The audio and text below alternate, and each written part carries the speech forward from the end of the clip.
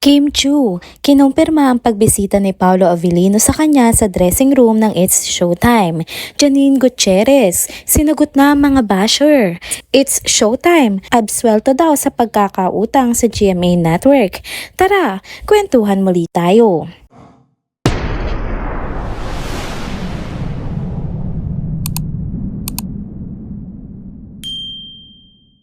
Hello mga ka-trenders! Welcome back muli sa ating channel.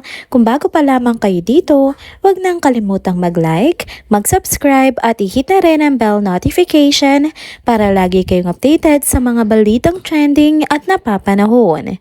Hello again mga ka-trenders! Nagbabalik na naman tayo para maghatid ng mga fresh na balita patungkol sa ating paboritong tambalan, ang walang kupas na Kim Pao. Ready na ba kayo sa nakakakilig at nakakatuwang kwento? Tara na at simulan na ang tsikahan! Kamakailan, napag-usapan na nga natin dito ang trending segment na Suspect ng It's Showtime family na bahagi nga ng ABS-CBN Christmas Special. Hindi nga nakaligtas si Kim Chu sa pangasar at nakakaaliw na punchlines ng co-host niyang si Vice Ganda. Sa naturang segment, paborito ngang i-booking ng mga host ang kanilang mga sekreto at mga nakakalokang kwento.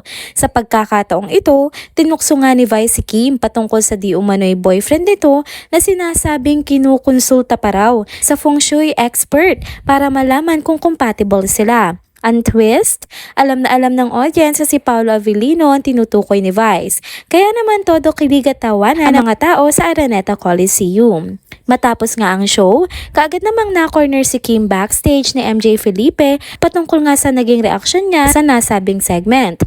Sabi ni Kim, "Grabe, suspect. Tapos apat agad yung sa akin. Hindi ako ready. Nakalimutan ko tuloy yung suspect ko." Halatang nagulat pero game na game pa rin si Kim sa kakulitan ng segment. Pero hindi pa doon natapos ang pangaasar ni Vice. Pinahayag pa nito na may anonymous guy in a cap na dumalaw sa dressing room ni Kim. Siyempre, sino pa ba ang tinutukoy niya? Walang iba nga kundi si Paolo Avellino. Kinumpirma naman ni Kim na dumalo nga sa kanya si Paolo. Sabi niya ay ganito, "Oy, grabe naman, nanggaling siya ng recording noon kasi wala pa yung sundo niya. Dumaan muna siya, nagulat din ako." Ito nga yung kwento ni Kim na halatang natatawa at nahihiya.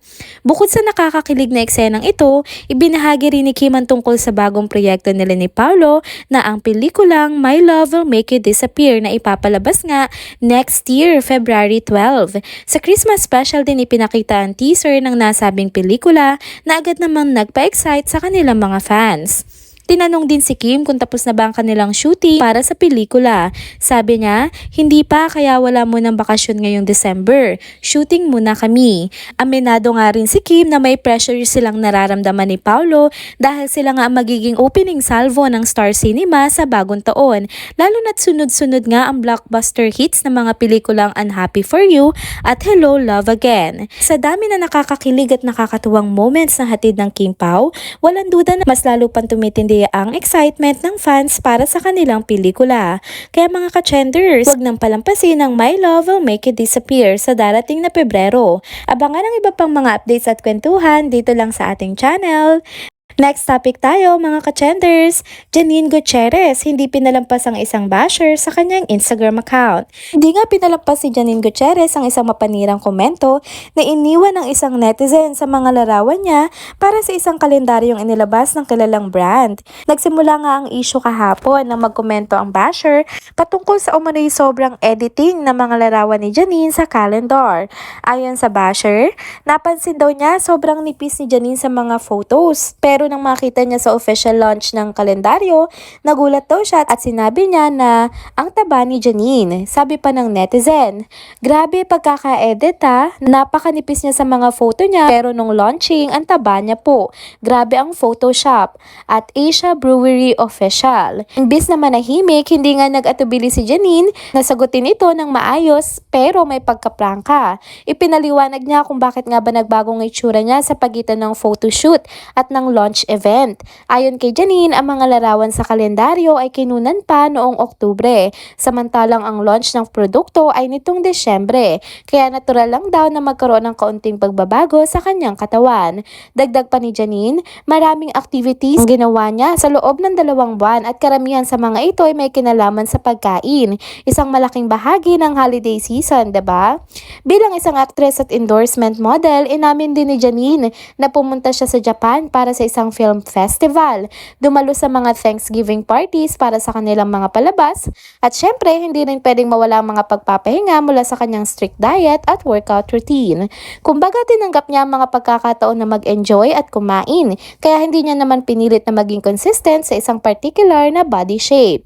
Gusto din ni Janine na iparating sa kanyang mga followers na walang masama sa pagiging komportable sa sariling katawan, anuman ang hugis nito, at mas lalo na sa panahon ng holidays. Pinayuhan niya mga tao na tanggapin ang sarili at huwag hayaang maging biktima sa mga pressure ng society tungkol sa ideal na katawan.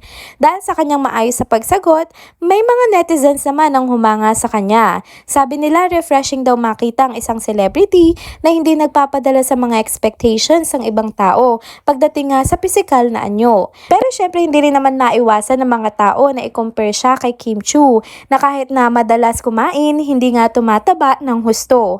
Pareho pa silang naging calendar girl ngayong taon kasama si Julian San Jose na may connection din kay Janine dahil nga si Julian San Jose nga ay girlfriend ngayon ng ex-boyfriend niya na si Raver Cruz.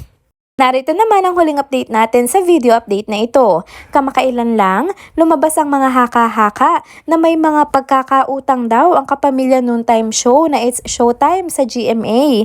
Pero mukhang isang malaking fake news ito ayon mismo sa isang executive ng Kapuso Network.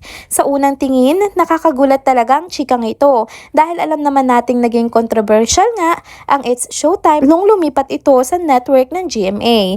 Pero ang tanong, may utang nga ba? Aba, linawin natin. Nagkaroon kasi ng ingay ang naturang noontime show nang pumasok ito sa GMA na nagdala ng bagong buhay sa naturang network. Pero kasabay nga ng tagumpay nila, maraming haka-haka ang mga naglabasan. Isa na nga rito ang umano'y utang o di pagkakaayos ng mga bayarin sa pagitan ng It's Showtime at ng GMA. Ngunit ayon mismo sa isang GMA executive, walang katotohanan ng balitang ito. Diretsahan nila itong sinagot na wala silang utang. Mahalagang balikan na bago pa nga lumipat ang It's Showtime sa GMA Network, umani na ito ng samot-saring komento dahil na rin sa pagbitaw sa kanila ng TV5 Network kung saan nag-air nga ang programa bago tuluyang umere sa GMA Network. Pero mukhang naging maayos naman ang lahat. Kaya siguro, ngayon lumabas na ang balitang may utang umano ang programa, mabilis itong binasag ng Kapuso Executive na nagsabing walang ganitong issue. Hindi naman nabago sa industriya na maging target ng kontrobersya ang malalaking programa, lalo na't matinding kompetisyon ang noontime slot. Pero para sa mga fans ng It's Showtime, mukhang wala kayong dapat ipag-alala dahil linawin natin ulit, walang utang ang It's Showtime sa GMA Network. Sa ngayon, tuloy-tuloy lang ang It's Showtime sa pagpapasaya sa kanilang mga madlang people at sa pagpapatuloy ng kanilang Showtime level na energy tuwing tanghali. Kung may issue man, siguradong maitatama rin ito. At least ngayon, klarong-klaro na. Walang utang, walang problema. Tuloy lang ang good vibes sa It's Showtime.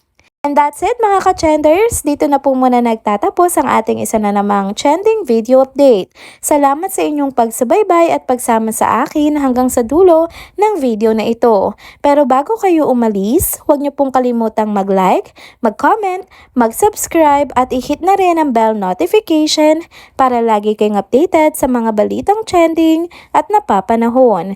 Kita-kits sa susunod na video. Paalam!